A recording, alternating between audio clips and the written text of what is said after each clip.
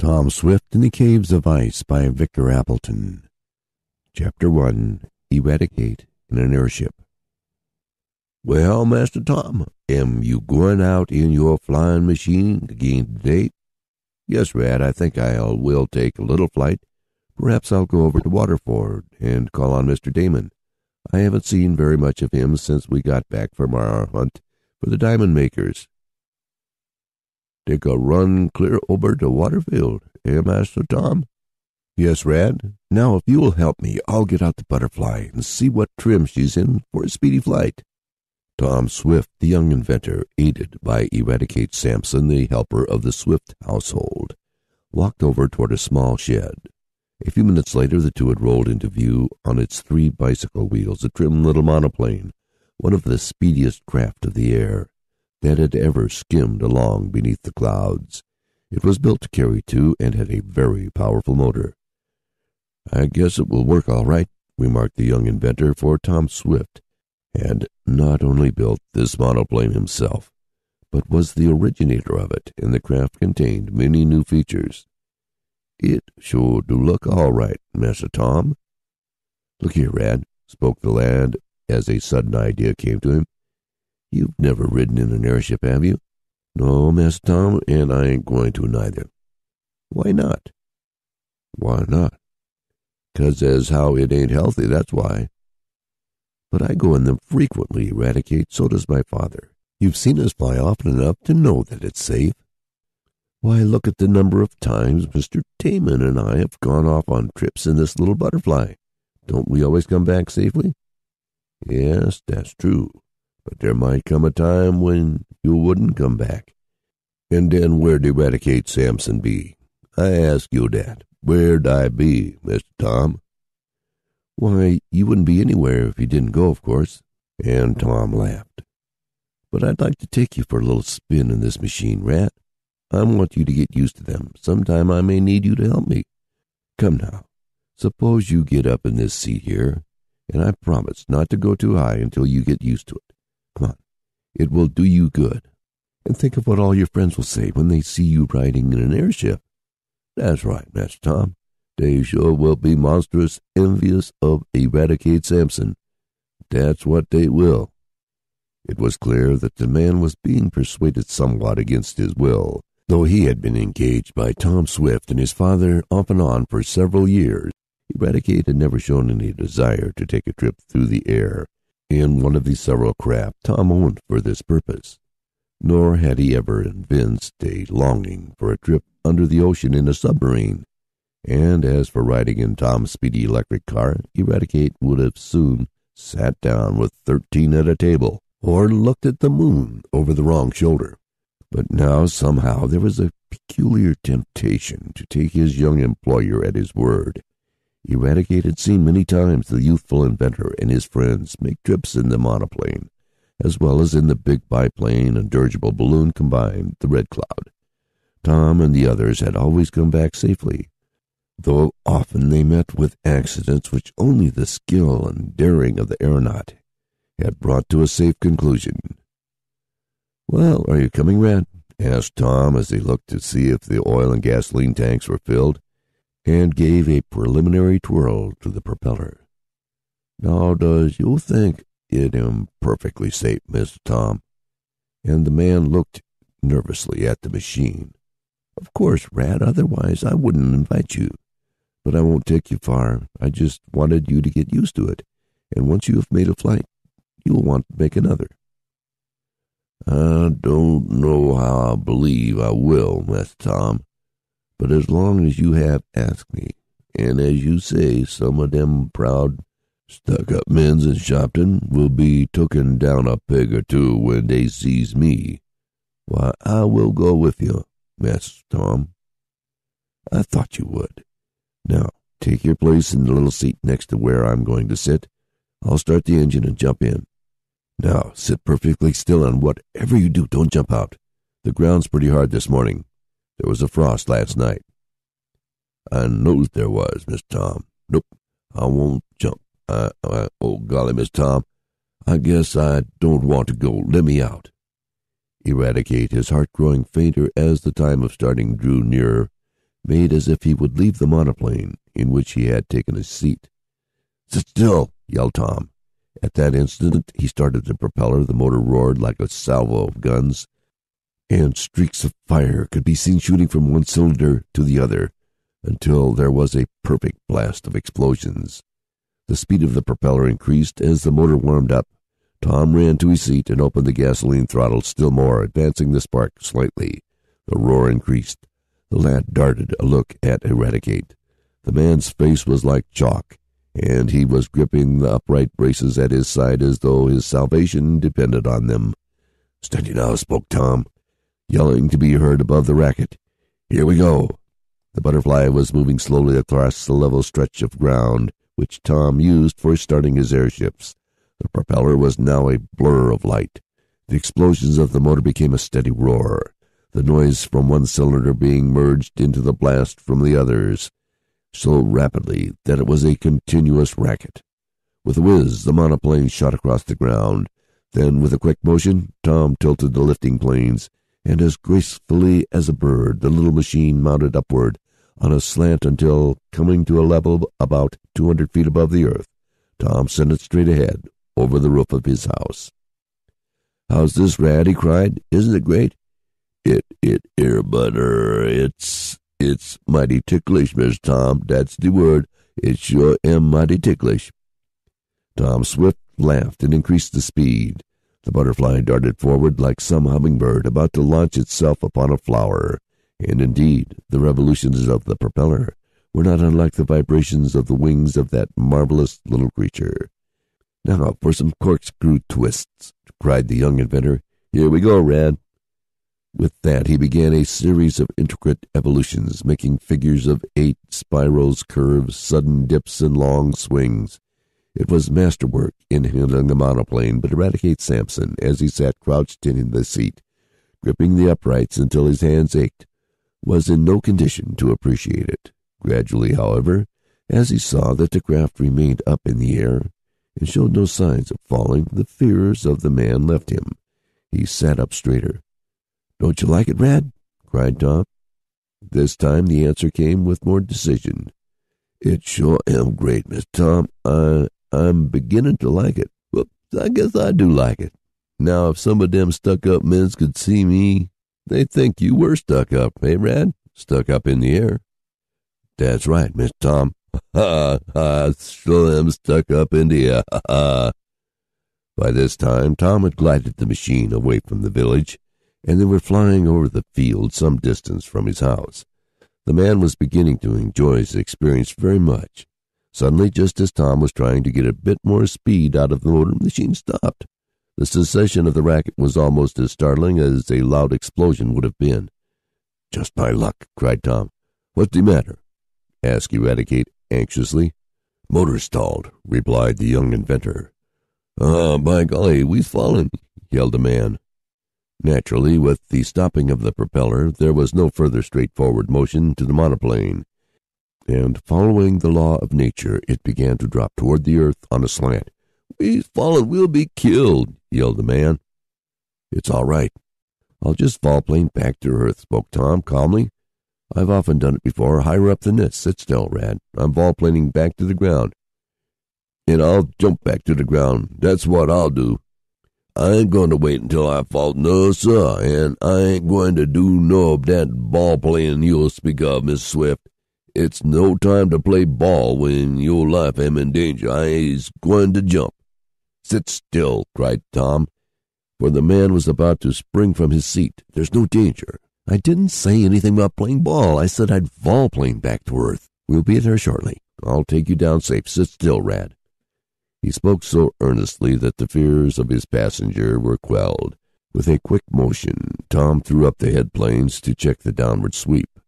The Butterfly shot forward on a gradual slant. Repeating this maneuver several times, the young inventor finally brought his machine to within a short distance of Earth, and also considerably nearer his own home. "I wonder if we can make it," he murmured, measuring the distance with his eye. "I think so. I'll shoot her up a bit, and then let her down on a long slant. Then, with another upward tilt, I ought to fetch it." The monoplane tilted upward. Eradicate gave a cry of terror. It was stilled at a look from Tom. Once more the air machine glided forward. Then came another long dip, another upward glide, and the butterfly came gently to earth, almost on the very spot whence it had flown upward a few minutes before. Eradicate gave one mad spring from his seat, almost before the bicycle wheels had ceased revolving, as Tom jammed on the earth brake. "Here, where you going, Rad?" cried the lad. "Where am I going? I was going to see if my mule Boomerang am safe. He's the only kind of airship I wants after this." And the man disappeared into the shack, whence came a loud hee-haw. "Oh, pshaw! Wait a minute, Rad. I'll soon have the motor fixed, and we'll make another try. I'll take you over to Mr. Damon's with me." "No, sir, Mr. Tom. You don't catch this man in any more airships. My mule am good enough for me," shouted Eradicate from the safe harbor of the mule stable. Tom laughed and turned to inspect the motor. As he was looking it over to locate the trouble, the door of the house opened and a pleasant-faced woman stepped out. "Oh, Tom," she called, "I looked for you a moment ago and you weren't here." "No, Miss Baggert," Tom replied, waving his hand in greeting to the housekeeper. "Rad and I just came back quite suddenly, sooner than we expected to. Why, did you want me?" "Here's a letter that came for you," she went on. Tom tore open the envelope and rapidly scanned the contents of the missive. "Hello," he ejaculated half aloud. "It's from Abe Abercrombie, that miner I met when we were after the diamond makers. He says he is on his way east to get ready to start on the quest for the Alaskan Valley of Gold in the caves of ice. I had almost forgotten that I had promised to make the attempt in the big airship." "How did this letter come, Mrs. Baggert?" he asked. "By special delivery. The messenger brought it a few minutes ago." "Then we may see Abe any day now. Guess I'd better be looking over the Red Cloud to see if it's in shape for a trip to the Arctic regions." Tom's attention for the moment was taken off his little monoplane, and his memory went back to the strange scenes in which he and his friends had recently played a part in searching for the cave of the diamond makers on Phantom Mountain. He recalled the promise he had made to the old miner. "I wonder if he expects us to start for Alaska with winter coming on," thought Tom. His musings were suddenly interrupted by the entrance into the yard surrounding the airplane shed of a lad about his own age. "Hello, Ned Newton," called Tom heartily. "Hello yourself," responded Ned. "I've got a day off from the bank, and I thought I'd come over and see you. Say, have you heard the latest?" "No. What is it?" "Andy Foger is building an airship." "Andy Foger building an airship?" "Yes, he says it will beat yours." "It will, eh? Well, Andy can do as he pleases as long as he doesn't bother me. I won't be around here much longer anyhow." "Why not, Tom?" "Because I soon expect to start for the far north on a strange quest. Come on into the shed, and I'll tell you about it. We're going to try to locate a valley of gold, and I guess Andy Foger won't follow me there, even if he does build an airship." Tom and his chum started toward the shed, the young inventor still holding the letter that was to play such an important part in his life within the next few months. And had he only known it, the building of Andy Foger's airship was destined to be fraught with much danger to our hero. End of Chapter 1. Tom Swift in the Caves of Ice by Victor Appleton. Chapter 2. Andy Foger's Triplane. "Going to look for a valley of gold, eh?" remarked Ned Newton as he and Tom took seats in a little room fitted up like a den, where the young inventor frequently worked out the details of the problems that confronted him. "Where is this valley, Tom? Anywhere so I could have a chance at it?" "It's up in Alaska. Just where I don't know. But Abe Abercrombie, the old miner whom we met out in Colorado this summer, says he can find it if we circle around in the airship.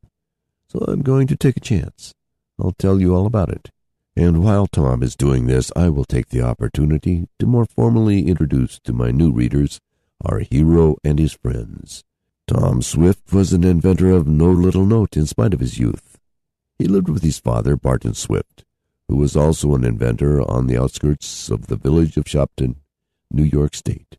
Tom's mother was dead, and Mrs. Baggert, had kept house for him and his father since he was a child. Garrett Jackson, an expert machinist, was also a member of the household, and as has been explained, Eradicate Sampson, who took that name because, as he said, he eradicate the dirt, was also a sort of retainer. He lived in a little house on the Swift grounds and did odd jobs about the place. In the first book of the series, entitled Tom Swift and His Motorcycle, there was related how the lad became possessed of one of those speedy machines after Mr. Wakefield Damon had come to grief on it. Mr. Damon was an eccentric man who was always blessing himself some part of his anatomy or some of his possessions. After many adventures on his motorcycle, Tom Swift went through some surprising happenings with a motorboat he bought. After that, he built an airship, the Red Cloud, and later he and his father constructed a submarine in which they went under the ocean in search of sunken treasure, enduring many perils and much danger. Tom Swift's electric runabout, which he built after returning home from the submarine trip, proved to be the speediest car on the road. The experience he acquired in making this machine stood him in good stead when, as told in the 6th volume, Tom Swift and His Wireless Message, the airship in which he, Mr. Damon, and a friend of the latter's who had built the craft were wrecked on Earthquake Island. There Tom was marooned with some refugees from a wrecked steam yacht, among whom were Mr. and Mrs. Nestor, father of a girl of whom Tom thought a great deal. With parts from the wrecked airship, the youth rigged up a plant and sent wireless messages from the island. The castaways nearly lost their lives in the earthquake shocks, but a steamer summoned by Tom's wireless call arrived in time to save them, just as the island disappeared beneath the sea. In the 7th book of the series, entitled Tom Swift Among the Diamond Makers, there was related the adventures of himself and his friends when they tried to solve the mystery of Phantom Mountain. Among the castaways of Earthquake Island was a Mr. Barcote Jinks and a Professor Ralph Parker. Mr. Jinks was a strange man and claimed to have some valuable diamonds, which he said were made by a gang of men hidden in a cave in the Rocky Mountains. Tom did not believe that the diamonds were real, but Mr. Jinks soon proved that they were. He asked Tom to aid him in searching for the cave of the diamond makers. Mr. Jinks had been there once. In fact, he had been offered a partnership in the diamond-making business, but after he had paid his money, he had been drugged and carried secretly from the cave before he had a chance to note its location. But he, together with Mr. Damon and the scientist Mr. Parker, who correctly predicted the destruction of Earthquake Island, set out in the Red Cloud to find the diamond makers. They did find them after many hardships and were captured by the gang. How Tom and his friends escaped from the cave after they had seen diamonds made by a powerful lightning flash, and how they nearly lost their lives from the destruction of Phantom Mountain, is fully set down in the book. Sufficient to say that, though they had a general idea of how the precious stones were made, by the power of the lightning, the young inventor and his friends were never quite able to accomplish it, and the secret remained a secret.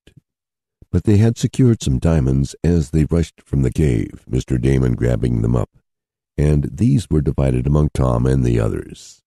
Just as they were ready to come home in the airship, our friends were met by an old miner, Abe Abercrombie, who spoke of a valley of gold in Alaska, which was the story Tom related to Ned Newton as the two chums sat in the den of the airship shed. "Then you don't know all the details about the Gold Valley, Tom," remarked Ned as the young inventor showed his chum the letter that had just arrived. "No, not all of them. At the time this miner met us, I was anxious to get back east, for we had been away so long I knew Dad would be worried. But I listened to part of Abe's story and half promised to go in partnership in his quest for gold.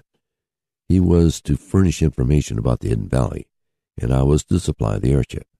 I expect Abe to come along at any time now, and then I'll hear more particulars." "Will you go all the way in the airship?" "Well, I hadn't thought of that. I could ship it to the nearest place by rail, I suppose, and go on from there. That's a detail to be considered later. I'll talk it over with Abe. We're going. I don't know that even. I suppose Mr. Damon will feel slighted if I left him out, and perhaps Mr. Parker, that gloomy scientist who is always predicting terrible accidents, will be glad to go along. Then Abe may have some friends he wants to take. By jinks! But you certainly do have swell times, Tom Swift, exclaimed Ned Newton enviously. I wish I could go and have a try at that Valley of Gold. Why don't you come along, Ned? Do you really mean it? Of course. But I don't believe I could get away from the bank. Oh, Dad and Mr. Damon could fix that. They're directors, you know. Come along. I'd be delighted to have you. Will you? I'll think about it, Jinx, but I sure would like to go. Do you think you can find the valley? Well, there's no telling. We generally do succeed in finding what we go after, even if we didn't get that diamond secret. I'm anxious to have Abe come. Now, though, until I got his letter, I had almost forgotten about my promise to him. But say, what's this you told me about Andy Foger making an airship? It's true, though I haven't seen it. Jake Porter was telling me about it. Andy's built a big shed in his yard, and he and some cronies of his, including Pete Bailey and Sam Snedeker, are working in there night and day. They've hired a couple of machinists, too. Mr. Foger is putting up the cash, I guess. Say, that was quite a scare you gave Andy in your monoplane one day. Yes, the big bully. And I'd like to scare him worse. But say, do you know I'd like to get a look at his airship? I wonder what sort of a craft it is. We can see it easily enough. Oh, why, the back part of the shed where he and the others are working is close to our fence. There are some holes in our fence, and if you come there, maybe you can look in. I can't see through the side of the shed, though. Yes, you can. Oh. Why, there's a big window for light in the back part of it. I happened to notice it the other day. I didn't look in because I wasn't much interested, but I saw that one could peer over the top of our fence right into the shop where Andy is working. Want to try it? Tom hesitated a moment. Well, it seems rather an odd thing to do, he said, but I would like to see what sort of a flying machine Andy is making, just for my own satisfaction. He may be infringing on some of my patents, and if he is, I'll stop him.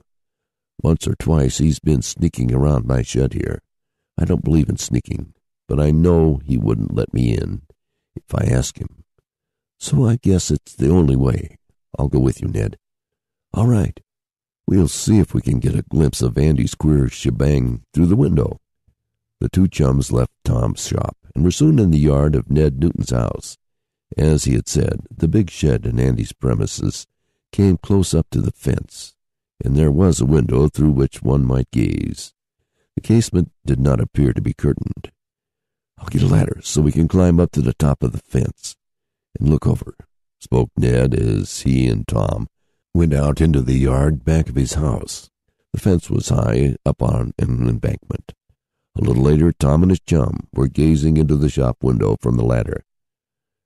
Why, it's a triplane, a big triplane, he exclaimed. What's a triplane? Asked Ned, who didn't have much time to study the different types of airships. It's one that has 3 sets of planes, one above the other. A biplane has 2 sets of planes, and a monoplane only 1. Triplanes are larger, and as far as I've been able to learn, not as satisfactory as either the biplanes or monoplanes. But that's not saying Andy's won't be a success. They certainly are busy in there, though. Andy is flying around like a hen scratching for her little chickens. See anything of his cronies? Yes, Pete and Sam are hammering away. There are a couple of men, too. Yes, the machinists. Oh, I guess Andy expects great things from his airship. Have you heard what he's going to do with it, Ned? Make flights for pleasure or exhibit it? No, I haven't heard. Look out, Tom, the ladder's slipping. As Ned spoke his warning, the window of the airship shed through which they were looking was suddenly raised. The ugly face of Andy Foger peered out. He caught sight of Tom and Ned. Get away from there, you spies, he yelled.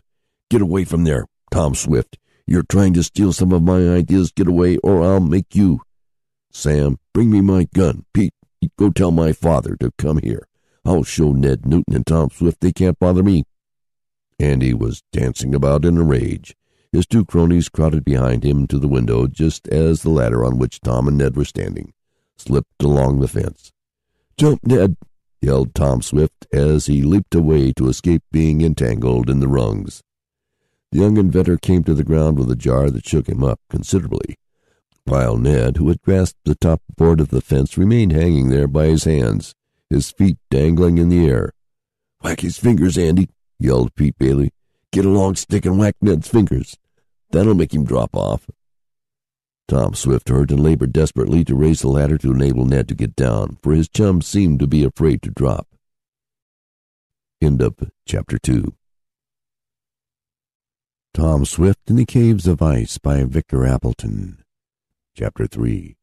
Abe is Deceived. Raising a ladder alone is a rather awkward job. Tom found this so when he tried to aid his friend Ned. But being a muscular lad, the young inventor did finally succeed in getting the ladder up against the fence where the bank clerk could reach it. Whack! Down upon the top board came a stick wielded by Andy Foger from the rear window of his shop. "Wow!" cried Ned, for the blow had been close to his fingers. "Hurry up with that ladder, Tom." "There it is. But why don't you drop?" "Too far. I can't reach the ladder now." "Yes, you can. Stretch a bit." Whack! Once more the stick descended on the fence, this time still closer to Ned's clinging hands. "Hit him good, Andy," cried Sam Snedeker. "Give me a shot at him." "I will not. I want to attend to him myself." "You go tell my father, and he'll have Tom Swift arrested for trying to sneak in and get some of my airship ideas." By this time Ned's wiggling feet had found the topmost rung of the ladder. The next moment he was rapidly descending it, and when on the ground he and Tom carried it away to prevent its use by the enemy. "Whew!" exclaimed the young inventor.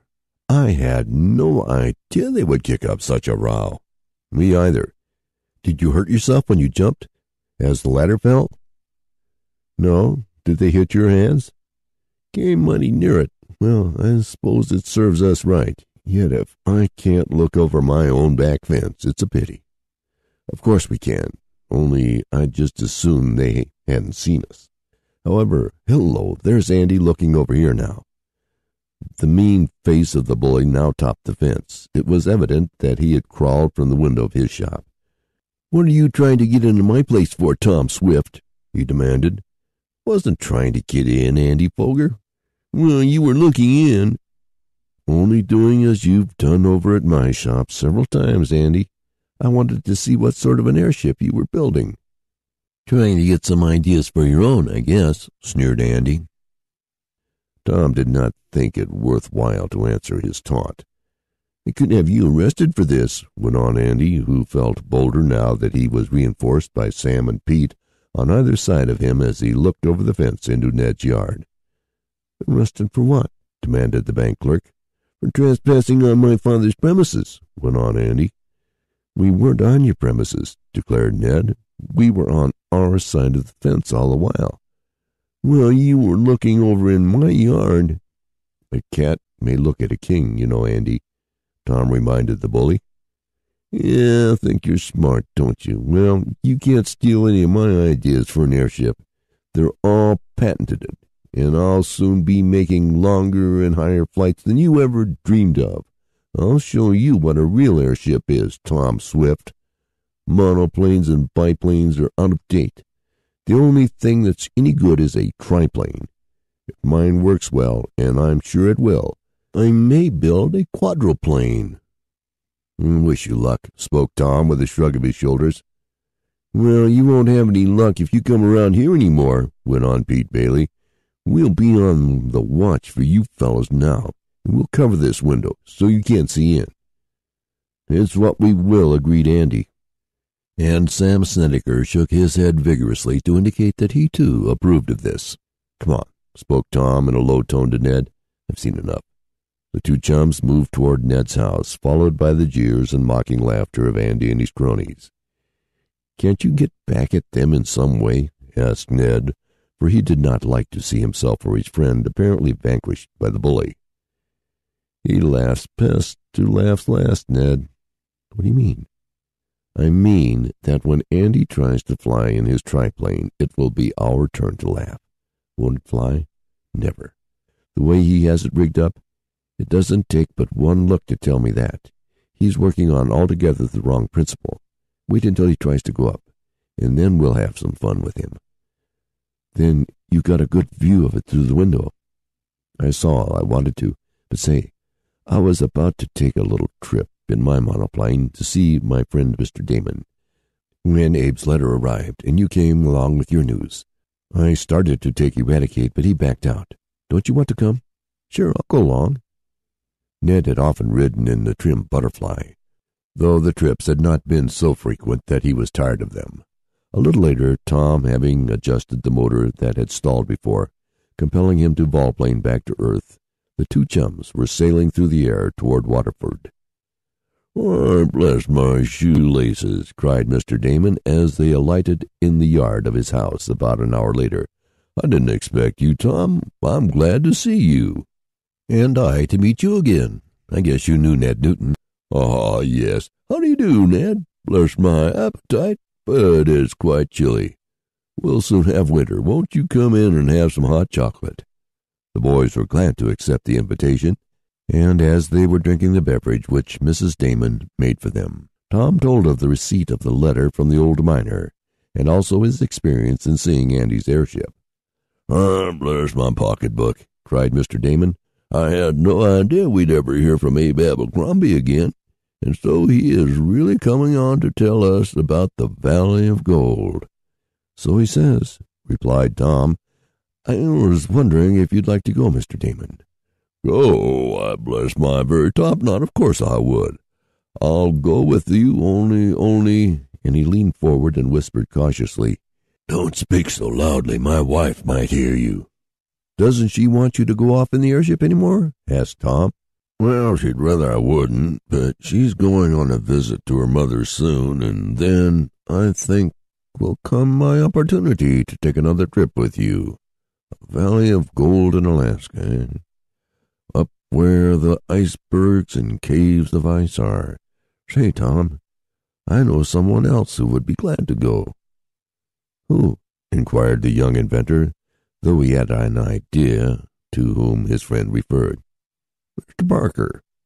You know, he's taken up his residence in Waterford now, and only the other day he spoke to me about wishing he could go to the far north. He has some new theory about the destruction of something or other, hasn't he, Mr. Damon?" interrupted Tom with a smile. "That's it exactly, my boy. Bless my coffee pot. But Mr. Parker has an idea that the whole northern part of this continent will soon be buried thousands of feet deep under an icy avalanche, and he wants to be there to see it." "I know he'd like to go with us, Tom."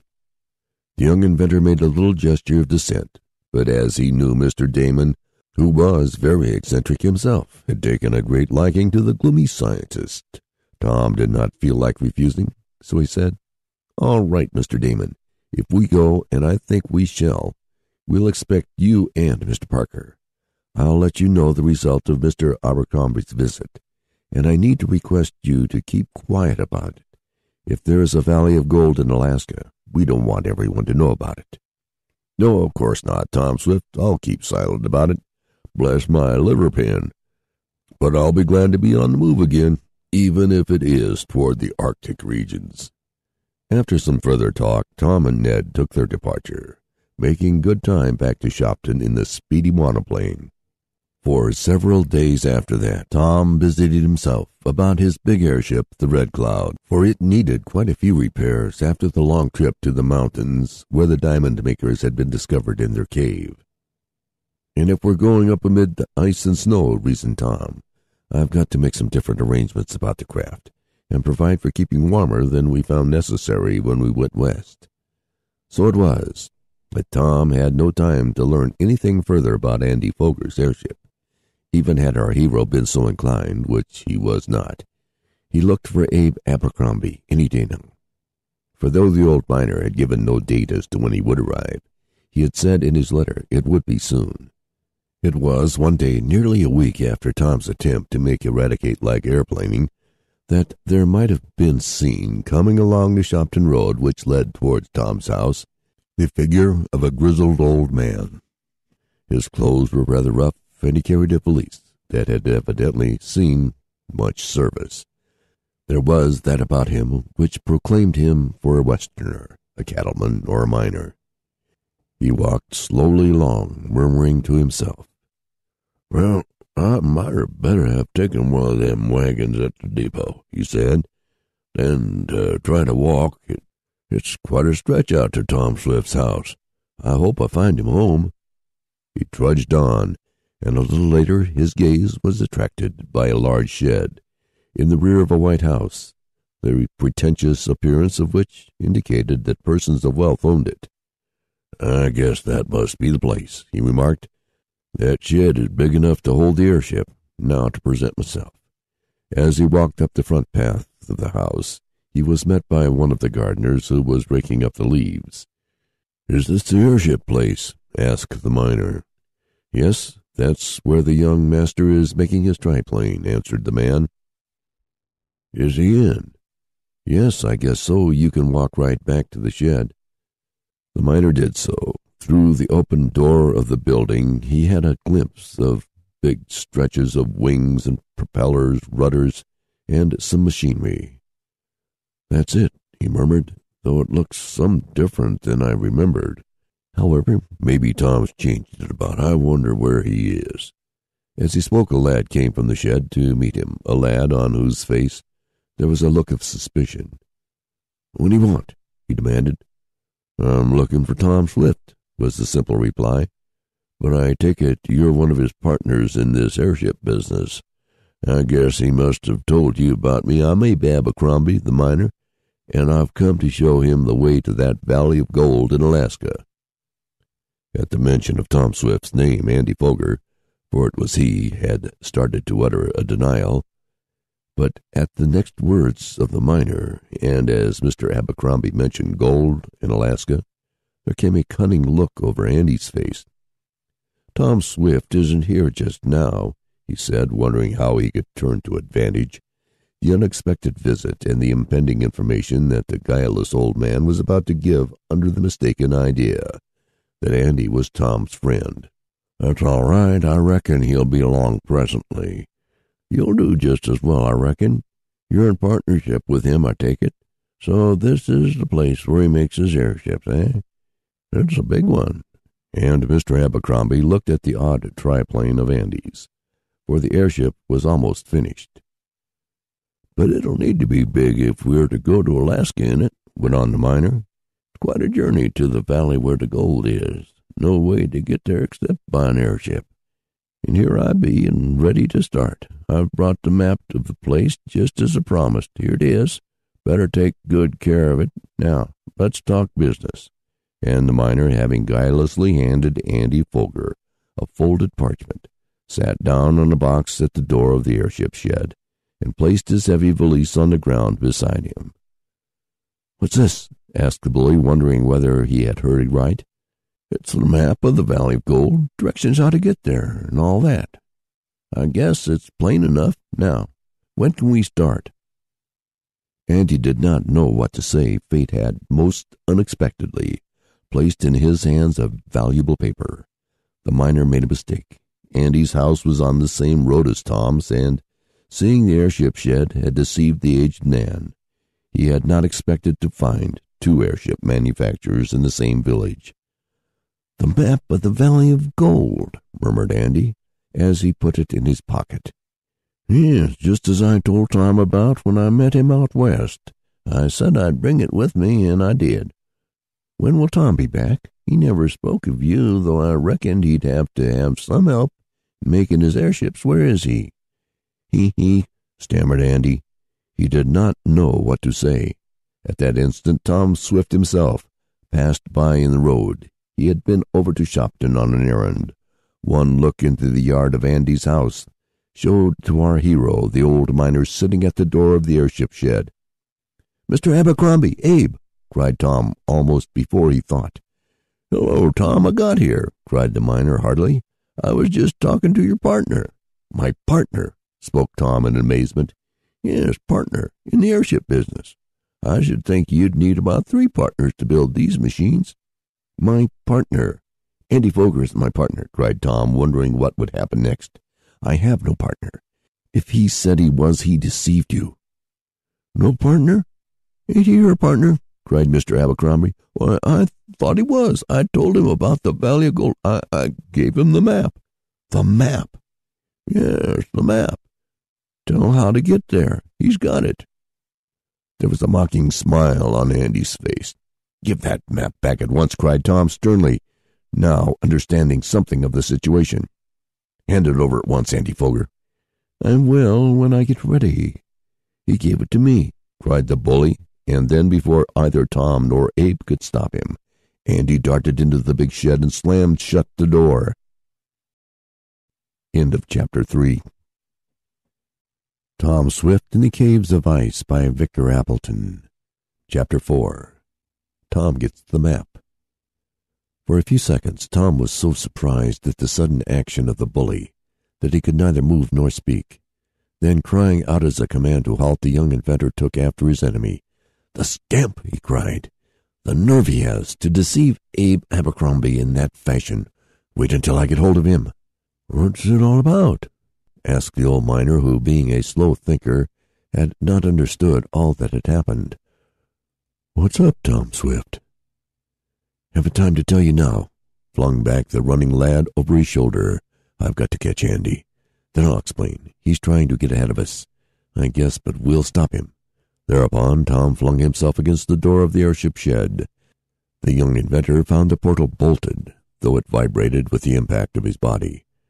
"Come out of there, Andy Foger," cried Tom, pounding on the door. "Come out, or I'll get an officer and have you arrested." There was no answer. "Come out, I say," repeated Tom. "Around the back, or try the back door," suggested the miner, who had hastened to Tom's side. "Maybe we run out that way." Tom listened. There was no movement in the shop. Then the young inventor sprinted around the side. He was just in time to see the bully running away over the lots and fields in the rear of his father's premises.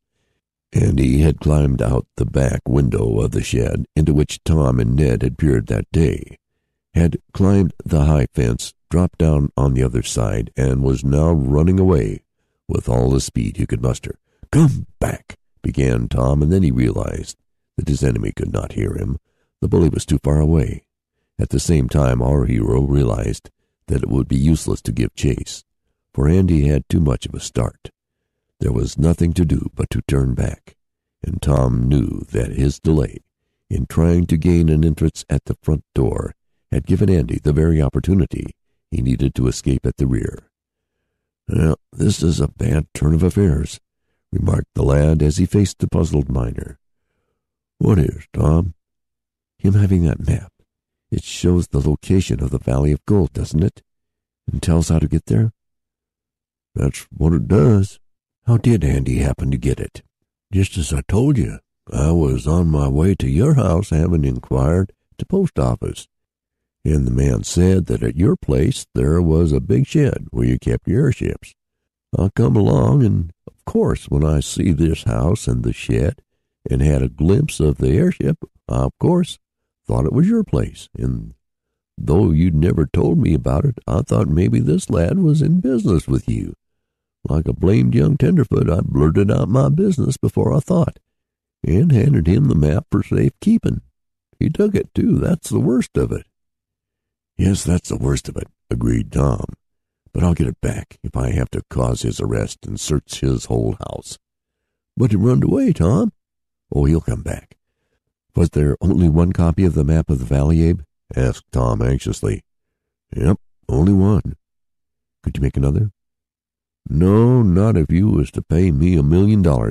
You see, I ain't no drawer, and this map, while I made part of it, was mostly made by my old partner, who was with me when we discovered the Valley of Gold and was driven back by the savage Eskimos and Indians and by the terrible cold.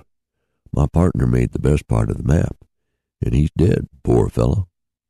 "I see. That's too bad. Then you can't make a duplicate map?" "Nary one." "Can't you do something?" It were amazin' stupid of me, old Abe Abercrombie, to be took by a boy like him. Can't you do something?" "Going to try," announced Tom determinedly, as he swung on toward the Foger house. "I'll cause his arrest if he doesn't give it up." A few minutes later, Tom Swift and Abe confronted Mr. Foger. The rich man, father of the bully, was rather surprised at the visit from the young inventor, for the two were not friends. "Well, what can I do for you, Tom Swift?" asked the banker, for he felt a certain coldness toward our hero, since the latter had defeated him in an effort to wreck a financial institution in which Tom and his father were interested. "Mr. Foger," spoke Tom sternly, "your son has just stolen a map belonging to this gentleman," and he indicated Abe. "My son stolen a map?" exclaimed Mr. Foger. "How dare you make such an accusation, Tom Swift?" "I dare because it's true, and unless that map is returned to me at my house tonight, I shall swear out a warrant for Andy's arrest." "You'd never dare do that." "Wait and see," spoke Tom firmly. "I will give your son, or you, exactly 5 hours to return that map. If it isn't back in my hands by then, I'll get a warrant." "Preposterous stuff of nonsense," blustered Mr. Foger. "My son never stole anything." "He stole this map, and there's plenty of evidence," went on Tom, as he detailed the circumstances. Mr. Foger hemmed and hawed, and affected not to believe that anything of the kind could have happened. But Tom was firm, and Abe Abercrombie backed up his statement, until even the banker began to waver. "Very well," he announced at length. "I will look into this matter, and if I find that my son has anything of yours, you shall have it back. But I cannot believe it. Perhaps he took it as a joke." "In which case," spoke Tom grimly, "he will find that he has carried the joke too far." And with that, he and the miner left the Foger home. "It's all my fault," bewailed Abe, as he and our hero trudged on toward the Swift household. "No, it wasn't, Abe," declared Tom. "Anyone would have been deceived by such tactics as Andy used. That is, any stranger. And you didn't expect to find two airship sheds so close together." "No, that's right, I didn't. That's what threw me off the track." "Andy only recently began work on his triplane. I don't know what his object is, and I don't care. Just now, I'm more concerned about getting back this map." "I hope we do get it." "Well, we will. I'm going to start off on my own hook to find Andy. But first, I'll take you to my house." The old miner was soon telling his story to Mr. Swift, the housekeeper, and Garrett Jackson. They expressed their surprise at Andy's daring act, but Tom didn't do much more talking. "I'm going out to find Andy," he declared. "And when I do—" He didn't finish his sentence, but they all knew what he meant. But the bully was in none of his usual haunts, though Tom visited them all, nor was Andy at the homes of either of his cronies. "Well, if I don't find him, I shall certainly swear out the warrant," decided Tom. "I'll give him until night, and then I'll call on the police." Still, he did not give up. He went to several other places where Andy might be found. He had about given up, as it was getting toward late afternoon, when, as he came out of a billiard room where the bully was in the habit of spending much of his time, Tom saw the lad of whom he was in search. "Hold on there, Andy Foger," cried the young inventor. "I want to see you." "What about?" "You know very well. Where's that map you stole?" "I haven't got it." "Take care." And Tom, with a quick step, was beside the bully and had grasped him firmly by the arm. "You let me alone, Tom Swift," cried Andy. "Where's the map?" And Tom gave Andy's arm a wrench. "It's at your house. That's where it is. I just took it back. It was only a joke." "A joke, eh? And you took it back?" "Yes, I did. Now you let me go." "I will when I find out if you're telling me the truth or not, Andy Foger. You come with me." "Where?" "To my house. I want to see if that map's there." "Well, you'll find that it is, and you'd better let me go. My father told me to take the map back, and I did. You let me go." Andy struggled to get loose, but Tom had too tight a grip. There was something, too, in the manner of our hero that warned Andy. not to trifle with him. So, concluding that discretion was the better part of valor, Andy walked sullenly along toward Tom's home, the young inventor never relaxing the grip on his enemy's arm. He reached the Swift home. Still holding his captive, Tom rang the bell. His father came to the door, followed by Abe Abercrombie. "Is the map back?" asked the young inventor anxiously. "Yes, Andy brought it here a few minutes ago," answered Mr. Swift. "Is it the right one, Abe?" inquired Tom. "Yep, Tom, I made sure of that as soon as I laid my eyes on it. It's the right one." "Then you can go, Andy Foger," announced our hero. "And if I ever catch you another trick like this, I'll take the law into my own hands. Clear out now." "You wait, I'll get even with you," muttered the bully as he fled down the front walk, as though afraid Tom would, even then, put his threat into execution. "Did you damage the map any?" asked the lad as he followed his father and Abe into the house. "No, you bet," answered the old miner. "It's just the same as it was. There it is." And he spread a crinkled sheet of tough parchment in front of Tom. It was covered with a rude drawing and with names of places scrawled on it. "So that's the map, eh?" murmured Tom, eagerly scanning it. "That's it, and here's the Valley of Gold," went on Abe, as he placed one rough finger on a certain spot. "Right there. Hello," he cried, as he peered more closely at the parchment. "That ink spot wasn't there when I had the map a few hours ago." "What ink spot?" asked Tom anxiously. "That one," and the miner indicated a small one near the edge of the map. "That was never there." "It looks as if it was recently made," added Mr. Swift, who was something of a chemist. "An ink spot freshly made," murmured Tom. "Dad, Abe, I can guess what's happened." "What?" demanded the miner. "Andy Foger made a copy of this map while it was in his possession, and now he knows where the Valley of Gold is as well as we do. He may get there ahead of us." End of chapter 4. Tom Swift in the Caves of Ice by Victor Appleton. Chapter 5. Grave Suspicions. Tom's announcement took all by surprise. For a moment no one knew what to say, while the young inventor looked more closely at the parchment map. "Do you really think he dared to make a copy of it?" asked Mr. Swift. "I do," answered his son. "That ink spot wasn't there when Abe gave him the map, was it?"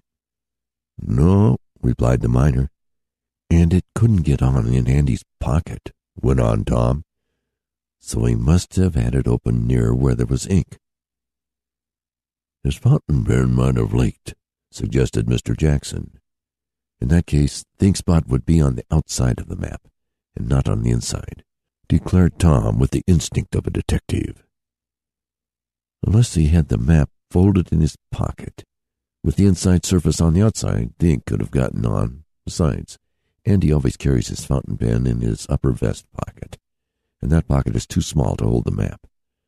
No, I'm almost positive that Andy or his father have sneakingly made a copy of this map." "I'm sorry to have to admit that Mr. Foger is capable of such an act," spoke Mr. Swift, "but I believe it is true. And here is another thing," went on the young inventor, who was now closely scanning the parchment through a powerful magnifying glass. "Do you see those tiny holes here and there, Mr. Jackson?" "Yes," answered the engineer. "Were they there before, Abe?" went on Tom, calling the old miner's attention to them. "Nary one," was the answer. "It looks as if someone had been sticking pins in the map." "Not pins," said Tom, "but sharp points of a pair of dividers, or compasses for measuring distances. Andy, or whoever made a copy of the map, used the dividers to take off distances with. This clinches it, in my mind." "But what can you do?" asked Tom's father. "I don't know," answered the young inventor. "It would be of little use to go to Andy. Naturally, he would deny having made a copy of the map, and his father would also. even though I am sure they have a copy. I don't see how I am going to make them give it up. It's a hard case. There's only one thing I see to do." "What's that?" asked Gabe. "Start for Alaska as soon as possible, and be first on hand at the Valley of Gold." "Good," cried the miner. "That's the way to talk. We'll start off at once. I know my way around that country pretty well, and even though winter is coming on, I think we can travel in the airship. That's one reason why I wanted to go in one of these flying machines. Winter is no time to be in Alaska, but if we have an airship, we won't mind it, and it's the best time to keep other people away, for the ordinary miner or prospector can't do anything in Alaska in winter. That is away up north, where we're going." "Exactly where are we going?" asked Tom. "I've been so excited about discovering Andy's trick that I haven't had much time to consider where we're bound for, nor what will be the best plan to follow." "Well, we're going to a region about 750 miles northwest from Sitka," explained the old miner as he pointed out the location on the map. "We'll head for what they call the Snow Mountains, and the Valley of Gold is in their midst. It's just over the Arctic Circle, and pretty cold, let me tell you." "You'll be warm enough in Tom's airship, with the electric stoves going," commented Mr. Jackson. "Well, we'll need to be," went on the miner. "The valley is full of caves of ice. It's dangerous for the ordinary traveler. In fact, an airship was the only way I saw out of the difficulty when I was there." "Then you have been to the Valley of Gold?" asked Tom. "Well, not exactly to it," was the reply, "but I was where I could see it. That was in the summer, though of course the summer there isn't like here. I'll tell you how it was." The miner settled himself more comfortably in his chair and resumed his story. "It was 2 years ago," he said, "that me and Jim Mace started to prospect in Alaska. We didn't have much luck, and we kept on working our way further north till we came to these Snow Mountains. Then our supplies gave out, and if it hadn't been for some friendly Eskimos, I don't know what we would have done. Jim and me, we gave 'em some trinkets and such, and the Indians began talking of a wonderful valley of gold, where the stuff lay around in chunks on top of the ground. Me and Jim pricked up our ears at that, so to speak, and we wanted to see the place. After some delay, we was taken back to the top of a big crag, some distance away from where we had been stopping with the friendly Eskimos, or Indians, as I call 'em. There, away down below, was a valley, and a curious sort of valley it were. It seemed filled with big bubbles made of solid banks of snow or ice, and we was told, me and Jim was, that these were caves of ice, and that the gold was near these caves. Well, of course, me and my partner wanted to go down the worst way, try for some gold, but the Indians wouldn't let us. They said it was dangerous, for the ice caves were constantly falling in and smashing whoever was inside. But to prove what they said about the gold, they sent one of their number down while we waited on the side of the mountain." "Did he get any gold?" asked Tom eagerly. For answer, the old miner pulled from his pocket a few yellow pebbles, little stones, dull, gleaming yellow. "There's some of the gold from amid the caves of ice," he remarked simply. "Kept 'em for souvenir, hoping some day I might get back there." Well, Jim and me watched the Indian going down into the valley. Came back in about 3 hours, having only gone to the nearest cave. He had 2 pockets filled with these little chunks of solid gold. They gave me and Jim some, but they wouldn't hear of us going to the valley by ourselves. Then a bad storm come up, and we had to hit the trail for home. The Indians' home, for Jim and I was far enough away from ours. Well, to make a long story short, Jim and me tried every way we knowed to get to that valley, but we couldn't. Come off colder and colder, and the tribe of Indians with whom we lived was attacked by some of their enemies, and driven them away from their camping grounds. Jim and me, we went too, but not before Jim had drawn this map on a piece of dogskin we found in one of the huts. We had an idea we might get back someday and find the valley, so we need a map to go by. Poor Jim never got back. He got badly frozen when the Indians drove us and our friends away, and he never got over it. He died up there in the ice. We buried him. I took the map, and when spring came, I made a hike out of that country. From then until now, I've been planning how to get to that valley, and the only way I seen was an airship.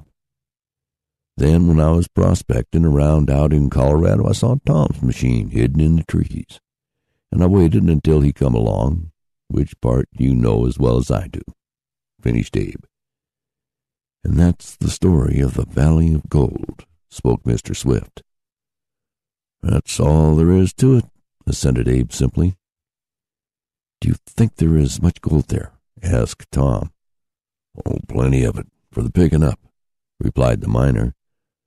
"Around the caves of ice it's full of it, but of course it's dangerous, and the only way to get to it, and past the savage Indians that are all around in the mountains about the valley, is to fly over their heads in the airship." "Then that's what we'll do," decided Tom. "Will you go all the way in the Red Cloud?" inquired Mr. Jackson. "No, I think I'll send the airship on ahead to some point in Washington, say Seattle," replied Tom. "Put it together there and start for the Snow Mountains. In Seattle we can get plenty of supplies and stores. It'll be a good point to start from. It will save us a long and perhaps dangerous flight across the United States." "I think that will be the best plan," agreed Mr. Swift. "But what about Andy? Do you think he'll try to follow or try to get ahead of you, now that he has a copy of the map?" "He may," answered Tom, "but I have a little trick I'm going to work on Andy. I will try to learn whether he really has a copy of the map, though I'm practically certain of it. Then I'll decide what's best to do." "In the meantime, will you be getting ready?" asked Abe. "I'd like to start as soon as we can, for it's awful cold there. The longer you wait at this time of the year—" "Yes, I'll start right to work, getting the Red Cloud in readiness to be shipped," promised Tom. End of Chapter 5.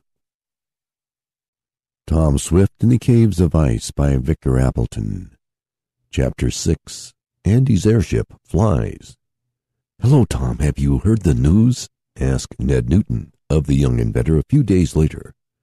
"What news, Ned? I declare I've been so busy thinking out the best plan to ship the Red Cloud to Seattle that I haven't been over to town. What's going on? Have they decided to build a new church in Shopton or something like that?" "Oh, this is about Andy Foger's airship." "Andy's airship, eh? Is he still working on it?"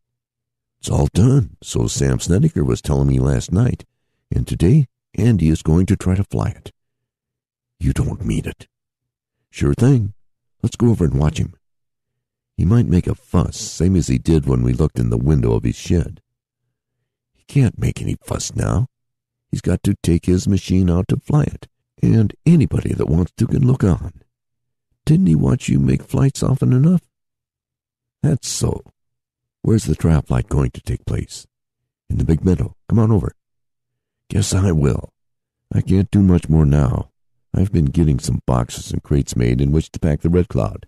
I'll have to take her all apart." "Then you're really going to hunt for the Valley of Gold?" "Sure thing. How about you going, Ned? I spoke to Dad about it, and he said he'd see that you could have a leave of absence." "Yes, that part's all right. The bank president told me today I could take a vacation any time I wanted. In fact, that's what I came over to see you about. I want to thank your father." "Then you're going?" "I sure am, Tom. Won't it be great? I hope I can get a little gold for myself. My folks didn't take very much to the notion of me going off in an airship, but I told them how often you'd gone on trips and come safely back, so they finally gave their consent." "When are you going to start?" "Oh, in about 2 weeks. Did I tell you about Andy and the map?" "No. What trick has he been up to now?" Thereupon, Tom related his suspicions concerning the bully, and also hinted to Ned of a certain ruse he intended to work on Andy when he got the chance. "Well, if you're ready, suppose we go over and see if Andy's airship will really fly," suggested Ned after a while. "I'm doubtful myself, and I'd just like to see him come to grief after the many mean things he's done to you." "Well," spoke Tom slowly, "I don't know as I wish him any bad luck, but I certainly hope he doesn't use his airship to try to beat us out in the hunt for the Valley of Gold. Do you think he might?" "It's possible, but never mind about that now. Come on, we'll go over to the big meadow." The two chums walked along together, talking of many things. Tom told of some communication he had had with Mr. Damon, in which letters the eccentric man had inquired as to when the trip for Alaska would be undertaken. "Then he's going?" asked Ned. "Oh, yes. It wouldn't seem natural to go without some of Mr. Damon's blessings. But I think he's going to bring a friend with him." "Who?" "Mr. Ralph Parker. That gloomy scientist who is always predicting such terrible things going to happen. That's the gentleman. You met him once, I believe. Mr. Damon says Mr. Parker wants to do some scientific studying in the far north, so I've already counted on him as one of our party. Well, perhaps he won't do so much predicting this trip." A little later, Tom and Ned came to a big open field. They saw quite a crowd gathered in it, but no sign of an airship. "Guess Andy hasn't arrived," spoke Tom. "No, very likely he's found that something is wrong with his machine, and he isn't going to risk it."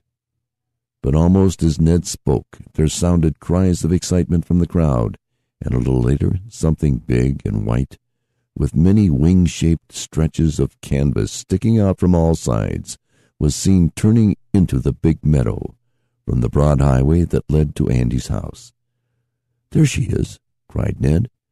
"There's something, at any rate," conceded Tom, as he hastened his steps. "It's a queer-looking airplane, though. My, he's got enough wings to it." "Yes, it's Andy, sure enough," went on Ned. "There he is in front, giving orders like a major general, and Sam and Pete are helping him. Let's get closer." They followed the crowd which was thronging about the airship that Andy Foger had made. Tom had a glimpse of the machine. It was a form of triplane, with 3 tiers of main wings and several other sets of planes, some stationary and some capable of being moved. There was no gas bag feature, but amidships was a small enclosed cabin, which evidently held the machinery and was designed to afford living quarters. In some respects, the airship was not unlike Tom's, and the young inventor could see that Andy had copied some of his ideas. But Tom cared little about this. "Do you think it will go up?" asked Ned. "It looks to me to be too heavy, and his propellers seem too small," answered Tom. "He's got to have a very powerful motor to make all that bulk fly." The people were crowding in closer around the airship, for the news that Andy was to attempt a flight had spread about town. "Now keep back, all of you," ordered the bully with a show of anger. "If anyone damages my airship, I'll have him arrested. Keep back now, or I won't fly." "Reminds me of a little kid saying he won't play if he can't have his own way," whispered Ned to Tom. "Hello, Andy, give us a ride. Going above the clouds? When are you coming back? Bring down a snowstorm. Be careful that you don't fall." These were some of the things shouted at Andy, for he had few friends among the town lads on account of his mean ways. "Keep quiet, all of you," he ordered. "Get back. You might get hurt when I start the motor. I'm going to make a flight soon," he added proudly. "Sam, you come over here and hold this end. Pete, you go back to the rear. Simpson, you go inside and help me with the motor. Henderson, you get ready to shove when I tell you." These last orders were to the 2 machinists whom Andy had engaged to help him, and the bully gave himself no end of airs and importance as he bustled about. Tom could not help but admit that Andy's machine was a big affair. There was a great stretch of wings and planes, several rudders, other appliances for which the young inventor could not exactly fathom a use. He did not think the machine would fly, if at all. But Andy was hurrying here and there, getting the triplane in place on a level stretch of ground, as if he intended to capture some great prize. "Are you going to tackle him about stealing a copy of that map?" asked Ned. "I will if I get a chance," answered Tom in a low voice. He got his opportunity a few minutes later. Andy, hurrying here and there, came face to face with the young inventor. "Hello, Andy," spoke Tom good-naturedly. "So you're going to make a flight, eh?" "Yes, I am. And I suppose you came around to see if you could get any ideas, didn't you?" sneered Andy. "Of course," admitted Tom with an easy laugh. "My airship doesn't fly, you know, Andy, and I want to see what's wrong with it." There was a laugh in the crowd at this, for Tom's success was well known. "Are you going to Alaska?" suddenly asked Tom in a low voice of the bully. "To Alaska? I don't know what you mean," stammered Andy as he turned aside. "Yes, you do know what I mean," insisted Tom. "And I want to tell you that the map you have won't be of much use to you." "Why do you think," he went on, "that Abe would carry the real map around with him that way? It's easy to make a copy look like an original, Andy, and also very easy to put false distances and directions on a map that may fall into the hands of an enemy." The shot told. Andy's face turned first red and then pale. A false map?" he stammered. "Wrong directions?" "Yes, on the copy you made of the map you took from Mr. Abercrombie," went on Tom. I didn't make any—" "Oh, I'm not going to talk to you," blustered Andy. "Get out of my way. I'm going to fly my airship." The bully pushed past Tom and started toward the triplane, but Tom had found out what he wanted to know, and he had made a copy of the map. From now on, there would be every danger that the bully would make an effort to get to the Valley of Gold. But other matters held Andy's attention now. He wanted to try his airship, with the help of his two cronies and the machinists. The machine was gone over, oiled up, and finally, after several false starts, the motor was set going. It made a terrific racket, and the whole machine vibrated as though it would shake apart.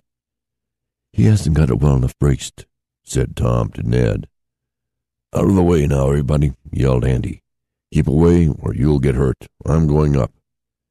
He climbed into the cabin of the craft and took his position at the steering wheel. The speed of the motor, its racket, and its stream of sparks increased. "Let go!" cried Andy to those who were holding his craft. They released their hold. The triplane moved slowly across the ground, gathered speed, and then, under the impulse of the powerful propellers, ran rapidly over the meadow. "Hurrah! There he goes!" cried Sam. "Yes, now he's going to fly," proudly added Pete Bailey, the other crony of the bully. "He'd better fly soon, then, or he'll be in the ditch," said Tom grimly, for a little sluggish stream crossed the meadow not far from where Andy had started. The next instant, thinking he had momentum enough, Andy tilted his elevation plane. The clumsy triplane rose into the air and shot forward. "There he goes!" cried Sam. "Hurrah!" yelled the crowd. Andy had gone up about 10 feet and was making slow progress. "I guess Tom Swift isn't the only one in Shopton who can build an airship," sneered Pete Bailey.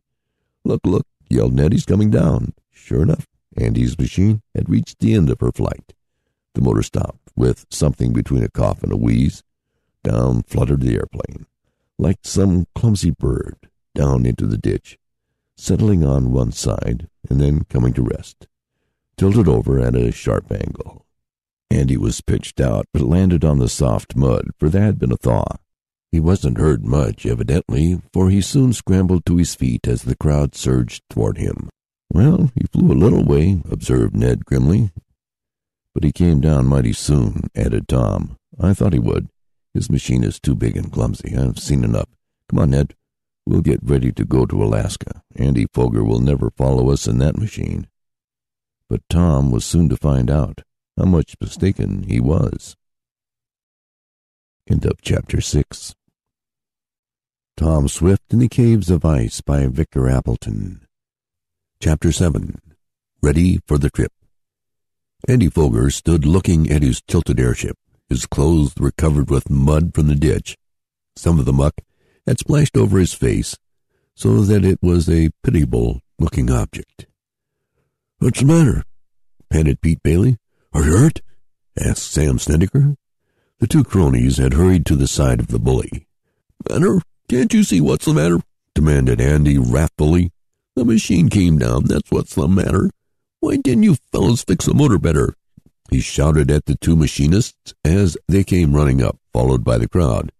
"Fix it better? The motor was all right," declared the taller machinist. "Any of them are likely to stop unexpectedly." "Well, I didn't think mine would," came from Andy. "Now look at my airship, it's all busted." It doesn't hurt much," said the other man after critically looking it over.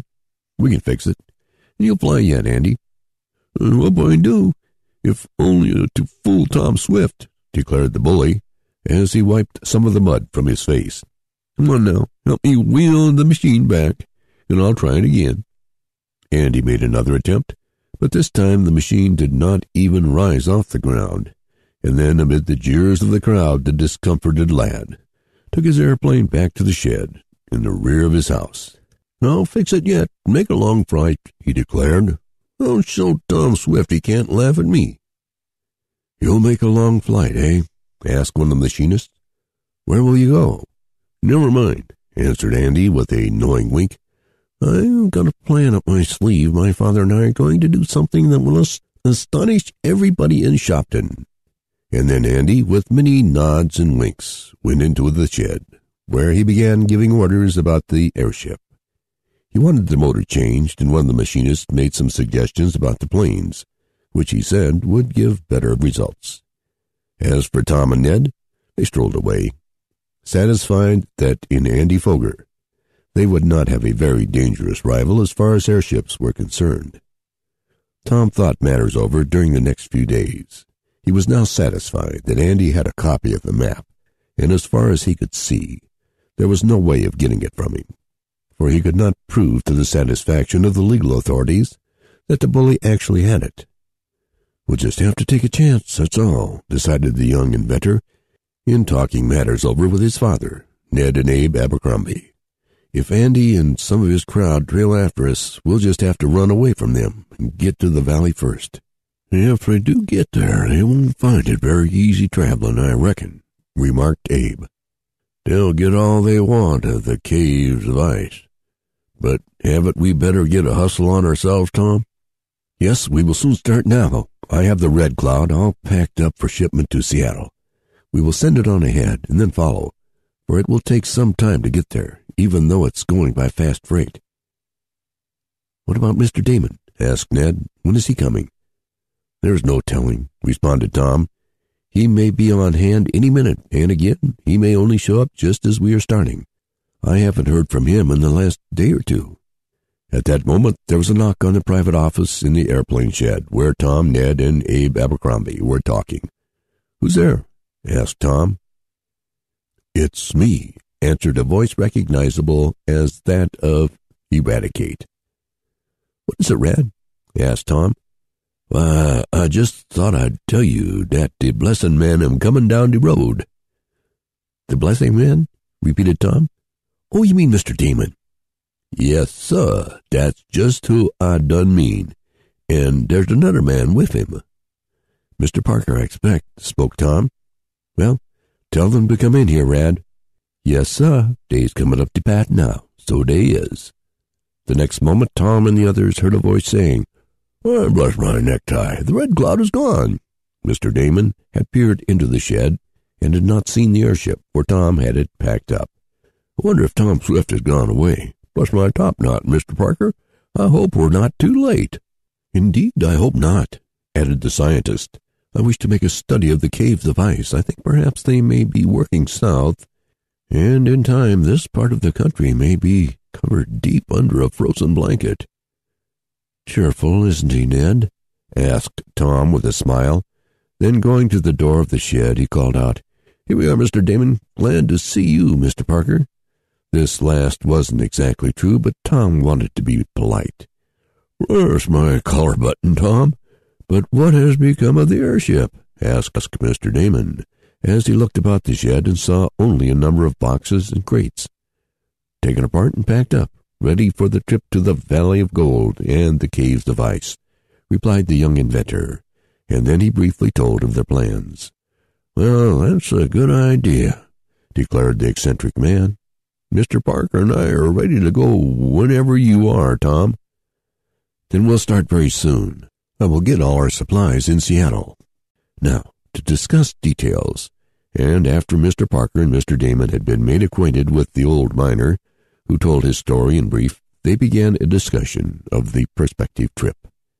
Mr. Damon and Mr. Parker took their residence in Tom's house, and while the eccentric man busied himself in helping our hero, Ned and Abe Abercrombie, in getting ready for the trip to Alaska, the gloomy scientist went about making observations, as he called them, with a view to predicting what might happen in the near future. He was particularly anxious to get up north among the caves of ice, and several times he repeated his statement that he believed the mass of ice in Alaska was working down toward the south. But no one paid much attention to him, though Tom recalled, not without a little shudder, that Mr. Parker had correctly predicted the destruction of Earthquake Island and also the landslide on Phantom Mountain. The airship was finally sent off, being forwarded to Seattle in sections, where it could easily be put together.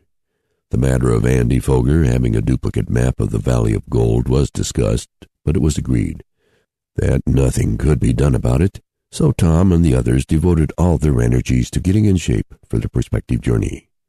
Mr. Swift was invited to go, but declined on the ground that he had several inventions to perfect. Nor could Mr. Jackson go, as he was needed to help his employer. So Tom, Ned, Mr. Damon, Mr. Parker, and Ed Abercrombie made up the party. Tom arranged to send wireless messages to his father from the airship once they were started off toward the Valley of Gold and over the frozen north. One evening, when Tom had been to pay a visit to Mary Nestor, as he was coming past the Foger premises, he saw a number of large vans loaded with big packing cases coming out of the banker's yard. I wonder if they're moving," mused our hero. "If they are, they're taking a queer time for it." He paused a moment to look at the procession of vans. As he did so, he heard the voice of Andy Foger. "I want you men to be careful of everything," the bully called out arrogantly. "If you break anything, I'll sue you for damages." "Oh, that cub makes me sick," exclaimed one of the drivers as he came opposite Tom. "Removing eggs, that you have to be so careful?" asked the young inventor in a low voice. "Eggs? No, but it might as well be," was the growling answer. "He's shipping an airship all taken to pieces, and he has nervous prostration for fear it will be broken. I don't believe the old thing's any good anyhow." "An airship? Andy Foger sending away his airship?" gasped Tom. "Where to?" "Someplace in Alaska," was the startling reply. "Pitka or Sitka or some such place like that. It's all in these boxes. Get along there." This to his horses. "Andy's sending his airship to Alaska," murmured Tom in dismay. "Then he surely is going to make a try for that Valley of Gold." He turned away, while the snarling voice of the bully rang out on the night, urging the drivers to be very careful of the boxes and crates on their trucks. End of Chapter 7. Tom Swift in the Caves of Ice by Victor Appleton. Chapter 8. A Thief in the Night. Tom Swift hardly knew what to think.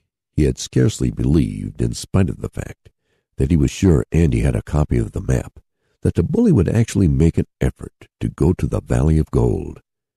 And in that airship of his, too, mused Tom. Well, there's one consolation. I don't believe he'll go far in that, though it does sail better than when he made his first attempt. Well, if he's going to try to beat us, it's a good thing I know it. We can be prepared for him now. Tom, after watching the big vans for a few minutes, turned and kept on toward his home. There was more than surprise on the part of Mr. Damon and the others when Tom told his news. There was alarm, for there was a feeling that Mr. Foger and his son might adopt unscrupulous tricks. "But what can we do?" asked Mr. Swift. "Whitewash him!" exclaimed Eradicate Sampson, who had overheard part of the conversation. "Dat's what I'd do to him, and his father, too. Dat's what I would. First I'd let my mule Boomerang kick him a bit, and then, when he was all mussed up, I'd whitewash him."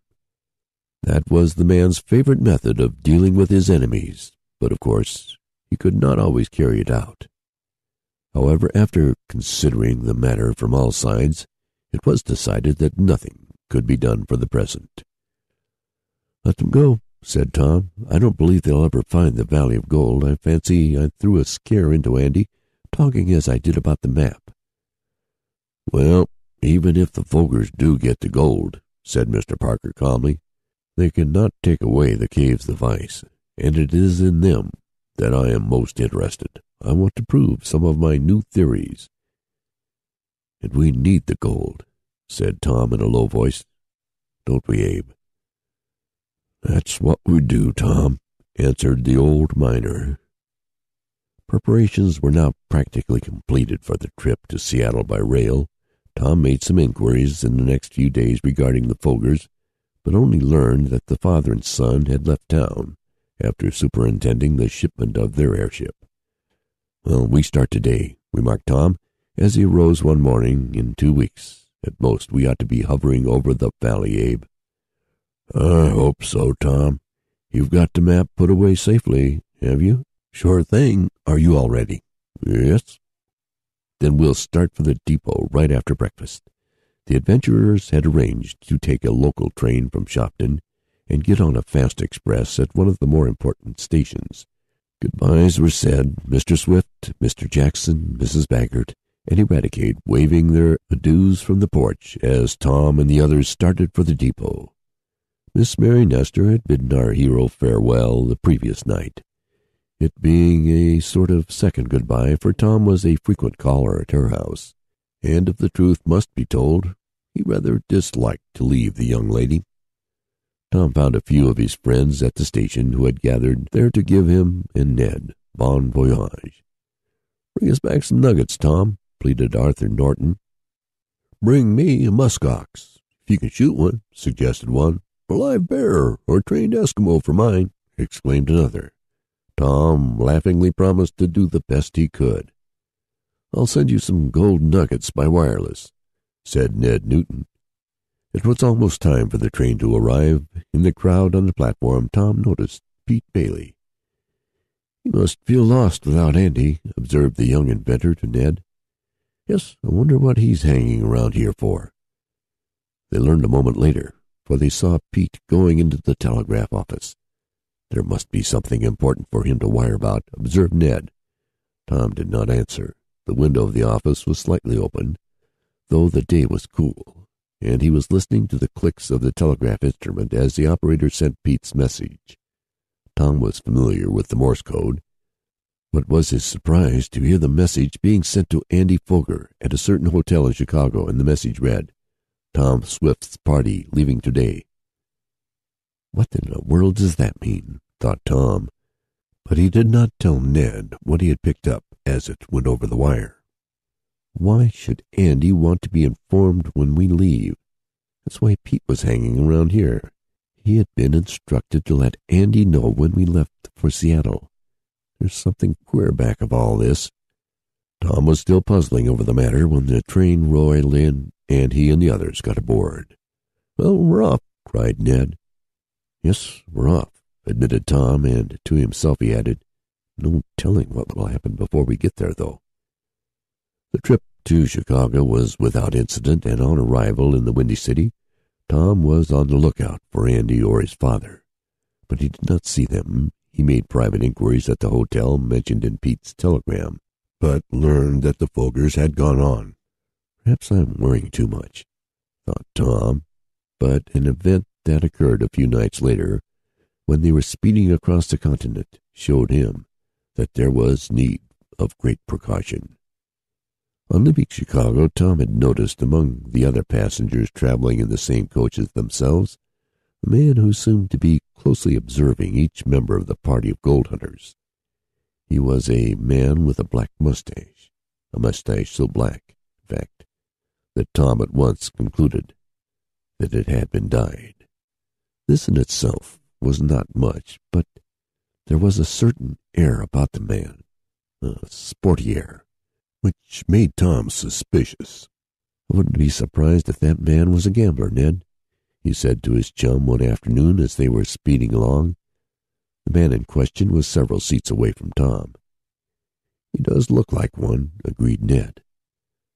"I needn't advise you not to fall in with any of his invitations to play cards, I suppose," went on Tom after a pause. "No, indeed. It's something I don't do," answered Ned with a laugh. "But it might be a good thing to speak to Abe Abercrombie about him. If that man's a sharper, perhaps Abe knows him or has seen him, for Abe has traveled around in the West considerable." "We'll ask him," agreed Tom, but the miner, when his attention was called to the man, said he had never seen him before. "He does look like a confidence man," agreed Abe. "But as long as he doesn't approach us, we can't do anything and don't need to worry." There was little need to call the attention of either Mr. Damon or Mr. Parker to the man, for Mr. Damon was busy watching the scenery, as this trip was a new one to him, and he was continually blessing something he saw or thought of. As for Mr. Parker, he was puzzling over some new theories he had in mind, and he said little to the others. On the night of the same day on which Tom had called special attention to the man with the black mustache, our hero went to his berth rather late. He had sent some telegrams to his father and one to Miss Nestor, and when he turned in he saw the gambler, as he had come to call him, going into the smoking compartment of the coach.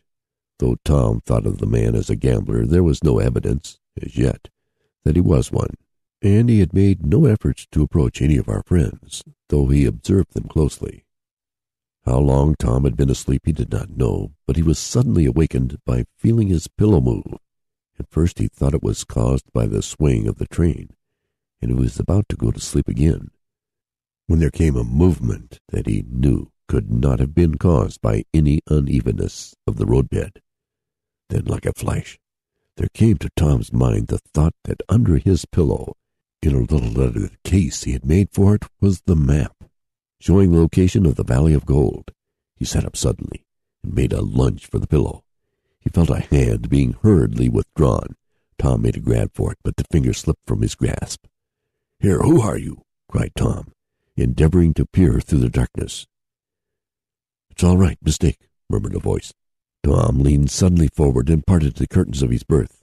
There was a dim light burning in the aisle of the car. By the gleam of it, the young inventor caught sight of a man hurrying away, and he felt sure the fellow who had put his hand under his pillow was the man with the black mustache. He confirmed his suspicion a moment later, for the man half turned, as if to look back, and the youth saw the mustache. He was after my map," thought Tom with a gasp. He sat bolt upright. What should he do? To raise an alarm now, he felt, would only bring a denial from the man if he accused him.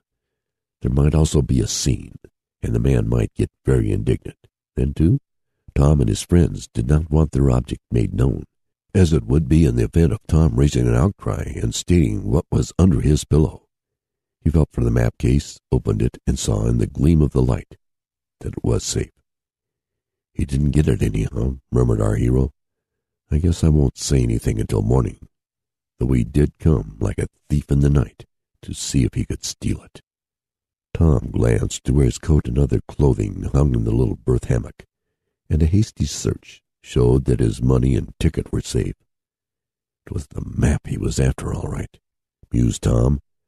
"I'll have a talk with Mr. Damon in the morning about what's best to do. That's why the fellow has been keeping such a close watch on us. He wanted to see who had the map." Then another thought came to Tom. If it was the map he was after, he whispered to himself, he must know what it's about. Therefore, the Folkers must have told him. I'll wager Andy or his father put this man up to steal the map. Andy's afraid he hasn't got a copy of the right one. This is getting more and more mysterious. We must be on our guard all the while. Well, I'll see what I'll do in the morning." But in the morning the man with the black mustache was not aboard the train. And on inquiring of the conductor, Tom learned that the mysterious stranger had gotten off at a way station shortly after midnight. End of Chapter 8. Tom Swift in the Caves of Ice by Victor Appleton. Chapter 9. A Vandal's Act. "Where's my penknife?" exclaimed Mr. Damon the next morning when he had been told of Tom's experience in the night. "Things are coming to a pretty pass when our enemies adopt such tactics as this. What can we do, Tom?" "Hadn't you better let one of us carry the map?" "Oh, I guess not," answered the young inventor. "They have had one try at me and found that I wasn't napping. I don't believe they'll try again. No, I'll carry the map." Tom concealed it in an old wallet, as he thought it was less likely to attract attention there than in the new case he formerly used. Still, he did not relax his vigilance, and his sleep for the next few nights was uneasy as he awakened several times, thinking he felt a hand under his pillow. At length Ned suggested that one of them sit up part of the night and keep an eye on Tom's berth. This was agreed to, and he divided the hours of darkness into watches, each one taking a turn at guarding the precious map. But they might have spared themselves the trouble, for no further attempt was made to get it. "I'd just like to know what Andy Foger's plans are," said Tom one afternoon, as they were within a few miles of Seattle. "He certainly must have made up his mind quickly, after he saw the map, about going in search of the gold." "Maybe his father proposed it," suggested Ned. "I heard in our bank that Mr. Foger has lost considerable money lately, and he may need more." "I shouldn't wonder. Well, if they are going to Sitka, Alaska, to assemble their ship, I think they'll have trouble, for supplies are harder to get there than in Seattle. But we'll soon be on our way ourselves, if nothing happens. I hope all the parts of the Red Cloud arrive safely." They did, as Tom learned a few hours later, when they had taken up their quarters in a Seattle hotel, and he had made inquiries at the railroad office. In the freight depot were all the boxes and crates containing the parts of the big airship, and by comparison with a list he had made, the young inventor found that not a single part was missing. "We'll soon have her together again," he said to his friends, "and then we'll start for Alaska." "Where are you going to assemble the airship?" asked Mr. Damon. "I've got to hire some sort of a big shed," explained Tom. "I heard of one I think I can get. It's out at the fairgrounds and was used some time ago when they had a balloon ascension here. It will be just what I need." "How long before we can start for the Gold Valley?" asked the old miner anxiously. "Oh, in about a week," answered the lad. "That is, if everything goes well." Tom lost no time in getting to work. He had the different parts of his airship carted to the big shed which he hired. This building was on one edge of the fairgrounds, and there was a large level space, which was admirably adapted for trying the big craft.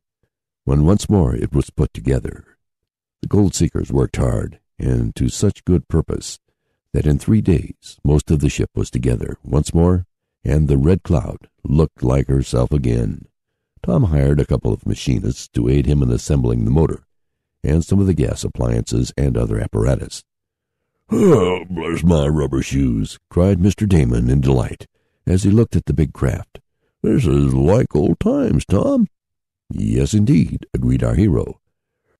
"Are you going to give it a preliminary tryout?" asked Ned. "Oh, yes. I think we can do that tomorrow," replied Tom.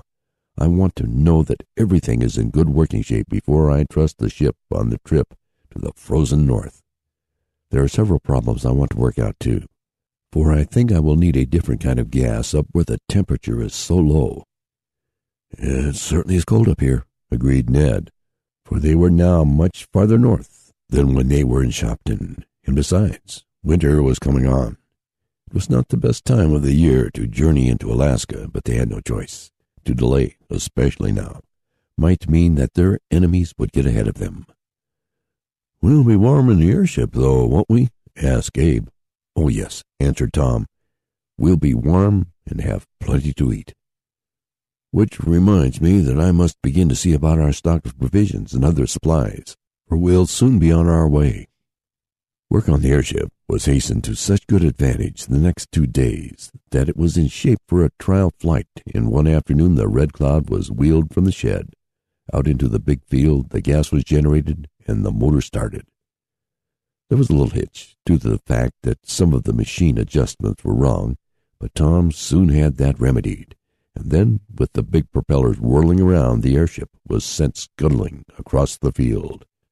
Another moment and it rose like a great eagle and sailed through the air, while a small crowd that had daily gathered in the hope of seeing a flight sent up a cheer. "Does it work all right?" asked Ned anxiously as he stood in the pilot-house beside his chum.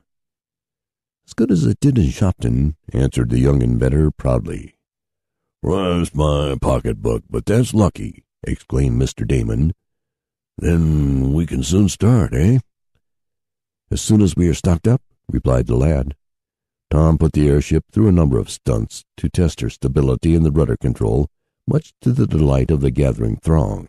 Everything was found to work well, and after ascending to a considerable height, to the no small alarm of the old miner, Tom made a quick descent, with the motor shut off. The Red Cloud conducted herself perfectly, and there was nothing else to be desired. She was sent down to earth and wheeled back into the shed, and not without some difficulty, for the crowd, which was now very large, wanted to get near enough to touch the wonderful craft. "Tomorrow I'll arrange about the supplies and provisions, and we'll stock her up," said Tom to his companions. "Now you folks had better go back to the hotel." "Aren't you coming?" asked Ned.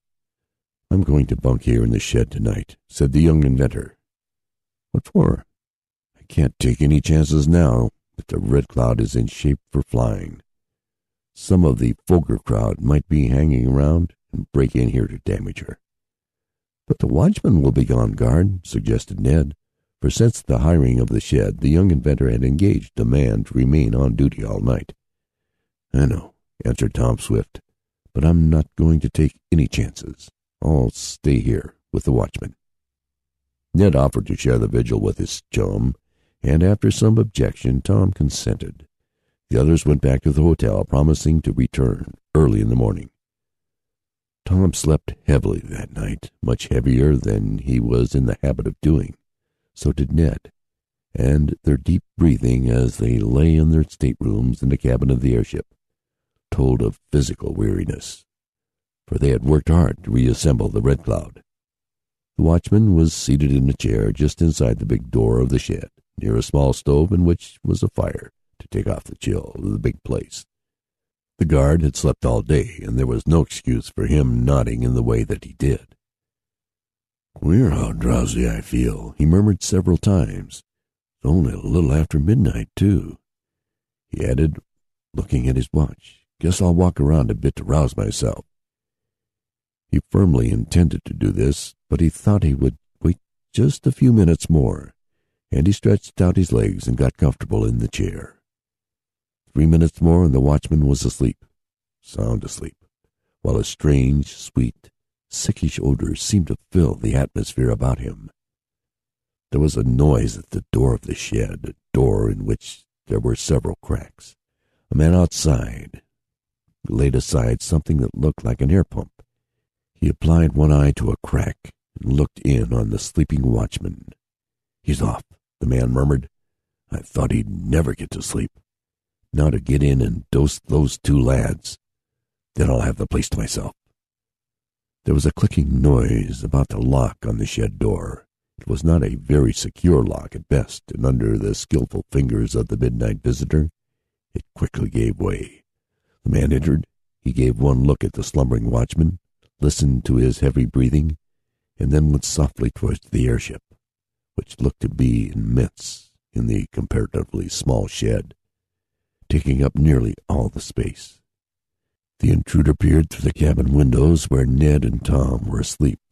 Once more there was in the atmosphere a sickish odor. The man again worked the instrument, which was like a small air pump, taking care not to get his own face too near it. Presently he stopped and listened. "They're doped," he murmured. He arose and took from his mouth and nose a handkerchief, saturated with some chemical that had rendered him immune to the effects of the sleep-producing that he had generated. "Sound sleep," he added. Then, taking out a long, keen knife, The vandal stole towards where the great wings of the Red Cloud stretched out in the dim light like the pinions of a bird. There was a ripping, tearing, rending sound as the vandal cut and slashed. But Tom, Ned, and the watchman slumbered on. End of Chapter 9. Tom Swift in the Caves of Ice by Victor Appleton. Chapter 10. Tom is held up. Tom Swift stirred uneasily in his heavy sleep. He dreamed that he was again in his berth in the railroad car, and that the thief was feeling under his pillow for the map. Only this time there seemed to be hands feeling about his clothing, trying to locate his inner pockets. The lad murmured something unintelligible, but he did not awaken. The fumes prevented that. However, his movements showed that the effect of the drug was wearing off. It was intended only for temporary use, and it lasted less time than it would otherwise have done in a warmer, moister climate. The cold, crisp air that penetrated the shed from outside dispelled the fumes. "Guess I better not chance it," murmured the intruder. "He may not have it on him, and if I go through all his pockets, I'll wake him up. Anyhow, I've done what they paid me for. I don't believe they'll sail in this airship." The vandal gave one glance at the sleeping lads and stole from the cabin of the craft. He looked at his work of ruin and then tiptoed past the slumbering watchman. A moment later and he was outside the shed, hurrying away through the night. Several hours after this, Mr. Damon and the old miner were pounding on the door of the shed. Mr. Parker, the scientist, had remained at the hotel, for he said he wanted to work out a few calculations regarding some of his theories. "I thought we'd find them up by this time," spoke the eccentric man as he again knocked on the door. "Tom said he had lots to do today." "Maybe they're working inside and can't hear our knocks," suggested Abe. "Try the door." "Bless my heart, I never thought of that," exclaimed Mr. Damon. "I believe I will." The door swung open as he pushed it, for it had not been locked when the intruder left. The first thing Mr. Damon saw was the watchman still asleep in his chair. "Bless my soul!" the old man shouted. "Look at this, Abe." "Something's wrong," cried the miner, sniffing the air. "There's been crooked work here. Where are the boys?" Mr. Damon was close to the airship. He looked in the cabin window. "Here they are. They're both asleep, too," he called. "Bless my eyeglasses, look at the airship. The planes and wings are all cut and slashed. Something has happened. The Red Cloud is all but ruined." Abe hastened to his side. He looked at the damage done, and a fierce look came over his face. "The Fogers again," he murmured. "We'll pay 'em back for this, but first we must see to the boys." They needed small attention, however. The opening of the big door had let in a flood of fresh air, and this dispelled the last of the fumes. The watchman was the first to revive. The sleep caused by the chemical sprayed from the air pump by the vandal had been succeeded by a natural slumber, and this was the case with Ned and Tom. They were soon aroused and looked with wonder, not unmixed with rage, at the work done in the night. Every one of the principal planes of the airship, each of the rudders, and some of the auxiliary wings had been cut by a sharp knife, some in several places. The canvas hung in shreds and patches, and the trim Red Cloud looked like some old tramp airship now. Tom could scarcely repress a groan. "Who did it?" he gasped. "And with us here on guard," added Ned. I must have fallen asleep," admitted the watchman in confusion. "You were all asleep," said Mr. Damon. "I couldn't rouse you." "And there was the smell of chloroform or something like that in the shed," added the miner. "But look at the airship," groaned Tom. "Is it ruined? Can't we go to the Valley of Gold?" asked Ned. Tom did not answer for a few minutes. He was walking around looking at his damaged craft. The sleepy feeling was rapidly leaving him, as well as Ned and the watchman. "There's my watch chain," exclaimed Mr. Damon. "What an ugly, mean piece of work. Can you repair it, Tom?" "I think so," was the hesitating answer. "It is not as bad as I feared at first. Luckily, the gas bag has not been touched, for if it had, we could hardly have repaired it. I can fix the wings and the rudders. The propellers have not been damaged, nor has the motor been touched. I think they must have made another attempt to take the map off me," he went on, as he looked at several pockets that had been turned inside out. An examination of the door showed how the lock had been forced, and the adventurers could easily guess the rest. But who the midnight vandal was, they could not tell, though Tom and the others were sure it was someone hired by the Fogers. "They wanted to delay us," said Tom. "They thought this would hold us back, but it won't for long. We'll get right to work and make new planes and rudders. Fortunately, the framework isn't hurt any." Once Tom got into action, nothing held him back. He hardly wanted to stop for meals. New canvas was ordered, and that very afternoon some of the damaged wings had been repaired.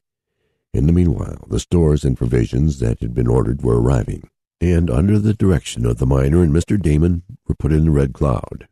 Tom and Ned, with the help of a man they hired, worked diligently to replace the damaged planes and rudders. Mr. Parker came out to the airship shed, but he was of little use as a helper, for he was continually stopping to jot down some memoranda about an observation he thought of, or else he would lay aside his tools to go outside, look at the weather, and make predictions. But Tom and the others labored to such good advantage that in 3 days they had repaired most of the damage done. Luckily, the vandal had cut and slashed in a hurry, and his malicious work was only half accomplished. There was no clue to his identity. No trace was seen of the Fogers, and Tom hardly expected it, for he thought they were in Sitka by this time, nor were any suspicious persons seen hanging around the shed. The adventurers left their rooms at the hotel and took up their quarters in the airship that would soon be their home for many days. They wanted to be where they could watch the craft, and 2 guards were engaged. "We'll start tomorrow," Tom announced gaily one evening when, after a hard day's work, the last of the damaged planes had been repaired. "Start for the Valley of Gold?" asked the miner. "Yes, everything is in good shape now. I want to go into town to send some messages home, telling Dad we'll soon be on our way, and I also want to get a few things." "Shall I come?" asked Ned. "No, I'd rather you stay here," spoke Tom in a low voice. "We can't take any more chances of being delayed. And as it's pretty well known that we'll sail tomorrow, the Foger crowd may try some more of their tricks. No, I'll go to town alone, Ned. I'll soon be back, however. You stay here." But Tom came nearly never coming back. As he was returning from sending the messages and purchasing a few things needed for the trip, he passed through a dark street. He was walking along, thinking of what the future might hold for him and his companions after they reached the caves of ice, when, just as he got to a high board fence surrounding some vacant lots, he heard someone whisper hoarsely, "Here he comes." The young inventor was on his guard instantly. He jumped back to avoid a moving shadow, but it was too late.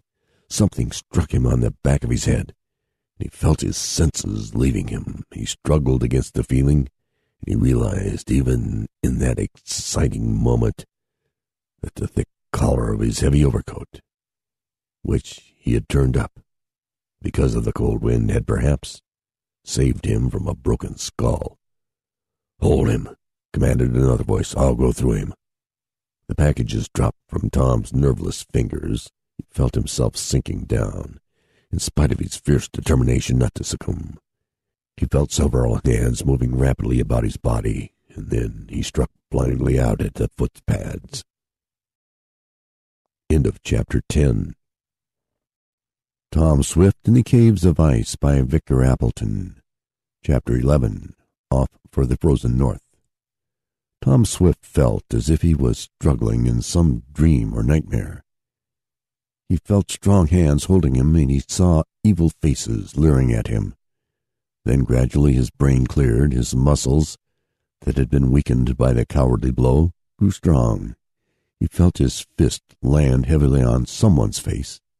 He heard a smothered gasp of pain. Then came the sound of footsteps running. Tom heard the ping of a policeman's nightstick on the sidewalk. "Here come the cops," he heard one voice exclaim. "Did you get it?" asked another. "No, I can't find it." "Cut for it now." They released the young inventor so suddenly that he staggered about and almost fell. The next moment Tom was looking into the face of a big policeman who was half supporting him. "What's the matter?" asked the officer. "Hold up, I guess," mumbled the lad. "There they go." He pointed toward two dark forms slipping along down the dimly lighted street. The officer drew his revolver and fired 2 shots in the air, but the fleeing figures did not stop. "How did it happen?" asked the policeman. "Did they get anything from you?" "No, I guess not," answered Tom. He saw the packages containing his purchases lying where they had fallen. A touch told him his watch and pocketbook were safe. The precious map was in a belt about his waist, and that had not been removed. "No, they didn't get anything," he assured the officer. "Came along too quick for 'em, I guess," spoke the bluecoat. "This is a bad neighborhood.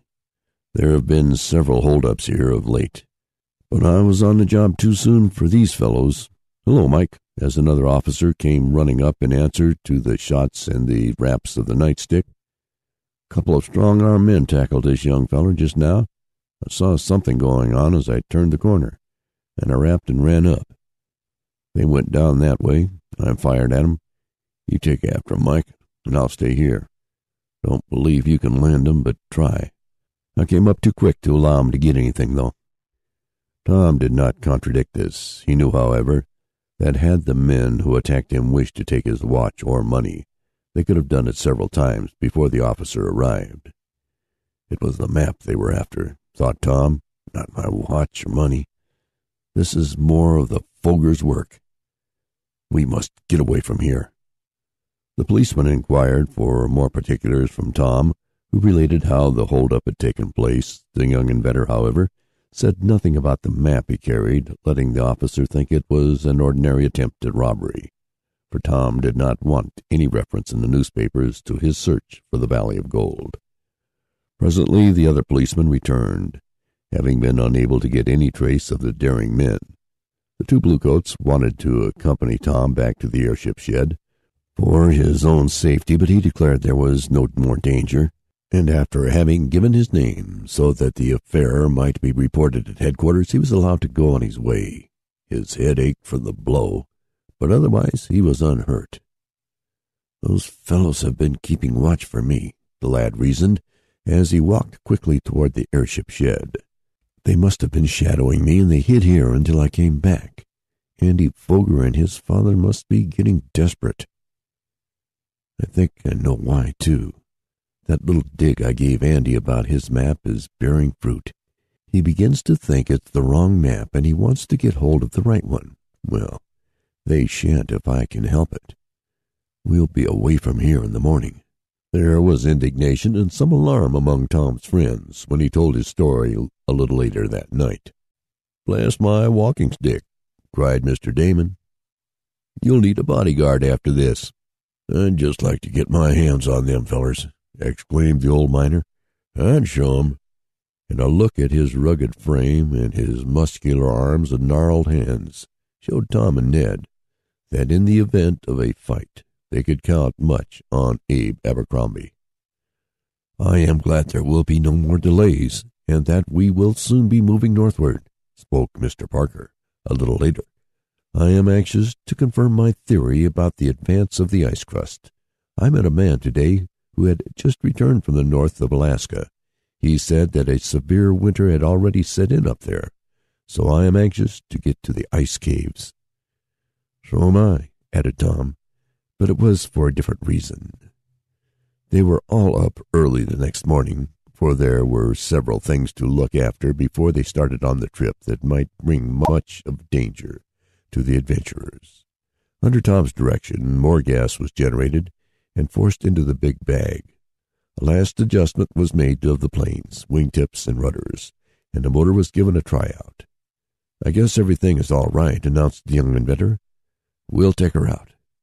The Red Cloud was wheeled from the big shed and placed on the open lot. where she would have room to rush across the ground to acquire momentum enough to rise in the air. Tom, whenever it was practical, always mounted this way, rather than by means of the lifting gas, as in the event of a wind he would have better control of the ship while it was ascending into the upper currents of air than when it was rising like a balloon. "All aboard!" cried the lad, as he looked to see that the course was clear. Early as it was, there was quite a crowd on hand to witness the flight, as there had been every day of late, for the population of Seattle was curious regarding the big craft of the air. "Let her go!" cried Ned Newton enthusiastically. Tom took his place in the steering tower, or pilot house, which was forward of the main cabin. Ned was in the engine room, ready to give any assistance if needed. Mr. Damon, Mr. Parker, and Abe Abercrombie were in the main cabin, looking out of the windows at the rapidly increasing throng. "Here we go!" cried the young inventor as he pulled the lever, starting the motor. There was a buzz and a hum. The powerful propellers whirled around like blurs of light. Forward shot the great airship over the ground, gathering speed at every revolution of the blades. Tom tilted the forward rudder to lift the ship. Suddenly it shot over the heads of the crowd. There was a cheer and some applause. "Off for the frozen north!" cried Ned, waving his cap. Tom shifted the rudder to change the course of the airship. Mr. Damon was gazing on the crowd below. Tom!" he cried suddenly. "There's the man with the black mustache, the man who tried to rob you in the sleeping car." He pointed downward to someone in the throng. "He can't get us now," exclaimed Tom, as he increased the speed of the red cloud. And then, taking up a telescope, after setting the automatic steering gear, Tom pointed the glass at the person whom Mr. Damon had indicated. End of chapter 11.